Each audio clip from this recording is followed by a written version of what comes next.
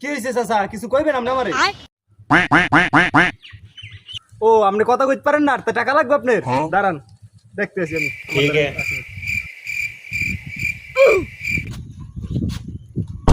চাচা পড়েন না। এই চাচা এই 10 টাকা নিয়ে যান, 10 টাকা নিয়ে যান। ठीक है। আনতারছেন? লুইস ওটা নোটে চালু করে গাড়ি ওঠেন। अबे साले